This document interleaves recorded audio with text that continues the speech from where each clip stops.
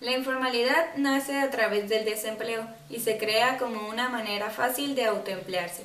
En el siguiente video mostraremos un ejemplo de la informalidad en México, que se ha convertido en una forma de trabajo muy constante. La economía informal no es un fenómeno nuevo, todos lo sabemos. Más bien ha sido una constante en la economía mexicana.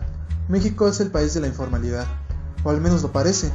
Según datos de la Organización Internacional del Trabajo, en nuestro país 25.5 millones de personas se desempeñan en el comercio informal.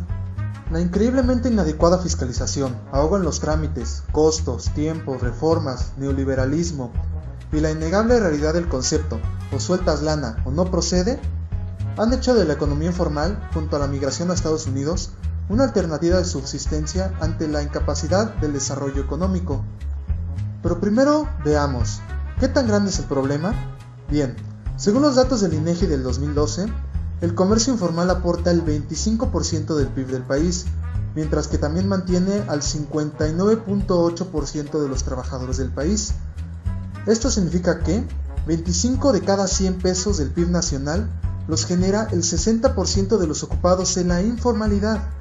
Así que el 40% de la población aporta 3 veces más. Si México buscara alternativas eficientes y atractivas para los microemprendedores, otro sería el cuento aquí. Así que, ¿qué tan difícil es entrar en el comercio formal? Esa es una de las preguntas que hicimos a partidarios tanto del comercio formal como del comercio informal. ¿Consideran difícil entrar al comercio formal? No es difícil.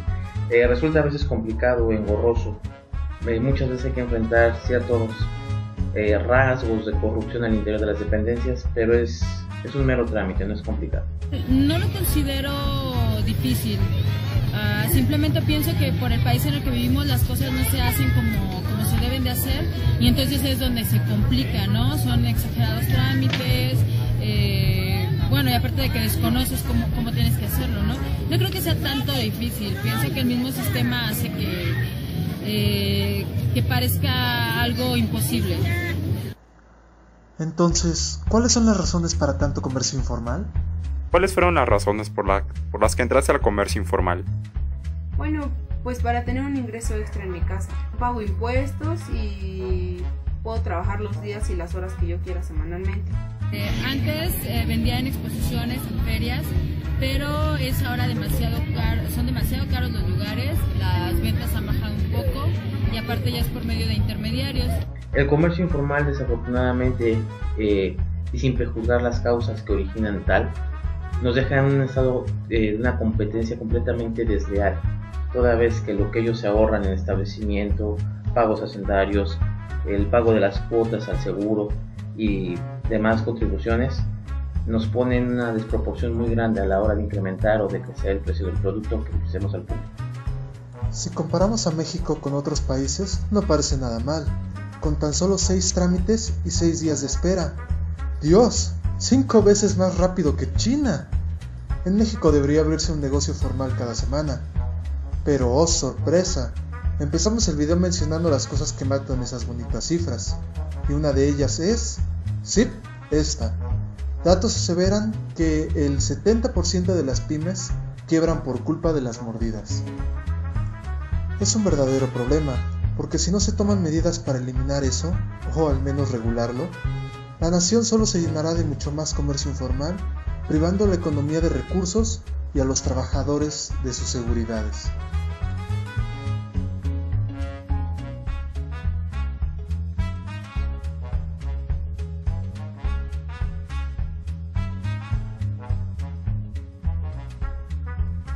Como acabamos de ver en el video anterior, la economía informal no es algo que sea nuevo en México, sino es algo que ya se ha venido dando desde hace ya mucho tiempo.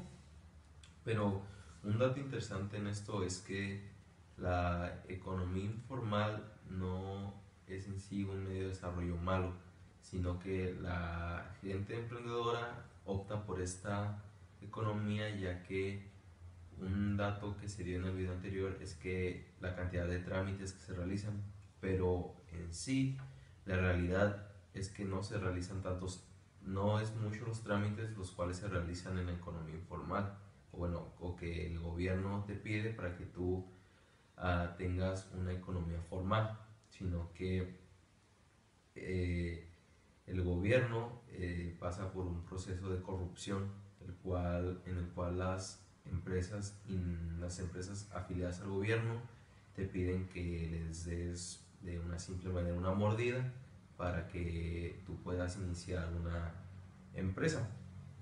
Entonces, como vemos, no es en sí que sean muchos trámites o cosas así las que impiden a la gente entrar a la economía formal, sino que es que el gobierno pasa por este proceso de corrupción. Entonces pues la gente no opta por no entrar a la economía informal. Entonces, si México no acaba con la corrupción, pues esto será un problema que se seguirá dando y será como un ciclo. Entonces, año con año se seguirá viendo economía informal y la gente optará por entrar a este tipo de economía,